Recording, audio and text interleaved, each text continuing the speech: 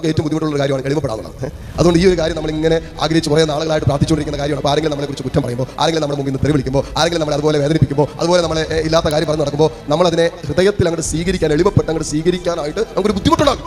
അത് സ്വീകരിക്കുമ്പോൾ നമ്മളിൽ വെളിപ്പെടുന്ന ഒരു അഭിഷേകം. നമ്മളൊക്കെ സ്വർഗ്ഗത്തിൽ കൊണ്ടുപോകാൻ വേണ്ടിയിട്ടാണ് ദൈവം നമ്മളെ എളിമപ്പെടുത്തുന്നത്. അതുകൊണ്ടാണല്ലോ സ്വർഗം വിട്ട് തന്റെ മഹത്വത്തെ ലഘൂകരിച്ച് നമ്മെ പോലെ മനുഷ്യനായി, ദൈവം മനുഷ്യനാകാന്ന് പറഞ്ഞാൽ എളുപ്പമുള്ള കാര്യമൊന്നുമല്ല. നിങ്ങളുടെ പട്ടിയാകാൻ പറയുന്ന പോലെ അല്ലെങ്കിൽ പൂച്ചയാകാൻ പറയുന്ന പോലെയാണ് ദൈവം മനുഷ്യനാകാന്ന് പറഞ്ഞാൽ. അത്ര വ്യത്യാസമുണ്ട്. അതത്ര എളുപ്പമുള്ള കാര്യമില്ല. താഴുക. അതാണ് യോഹന്നാൻ 13-1 വചനത്തിൽ നമ്മൾ വായിക്കുമ്പോൾ കർത്താവിന്റെ അന്ത്യ വിരുന്നിൽ ഈശോ ചെയ്യുന്ന ഒരു കാര്യമുണ്ട്. അവൻ ഗുരുവും നാഥനുമായിരുന്നിട്ടും അവനെ തന്നെ എളിമപ്പെടുത്തിയിട്ട് മുട്ടുകുത്തിയിട്ട് തന്റെ ശിഷ്യന്മാരുടെ കാൽപാദങ്ങൾ കഴുകി ചുംബിച്ചു ഒരു ദാസനായി അവിടെ മാറി. ഈ വിളിയാണ് എളിമപ്പെടുക എന്ന് പറഞ്ഞാൽ ഉള്ളൊരു വിളി. എന്ന് പറഞ്ഞാൽ വീട്ടിൽ അപ്പനുണ്ടോ, അപ്പന്റെ കാല് കഴുകി ചുംബിക്കാനുള്ള വിളി. ജീവിത പങ്കാളിയുണ്ടോ, ജീവിത പങ്കാളിയുടെ കാല് കഴുകി ചുംബിക്കാനുള്ള വിളി. നല്ലവനായിട്ടല്ല, നല്ലവളായിട്ടല്ല, എളുപ്പമുള്ള കാര്യമൊന്നല്ല അച്ഛനെ പറഞ്ഞുകൊണ്ടിരിക്കുന്നത്. പ്രാക്ടീസ് ചെയ്യാൻ ഈ ജീവിതത്തിൽ ഏറ്റവും ബുദ്ധിമുട്ടുള്ള പുണ്യമാണ് എളിമ, വിനയം എന്നുള്ള കാര്യം.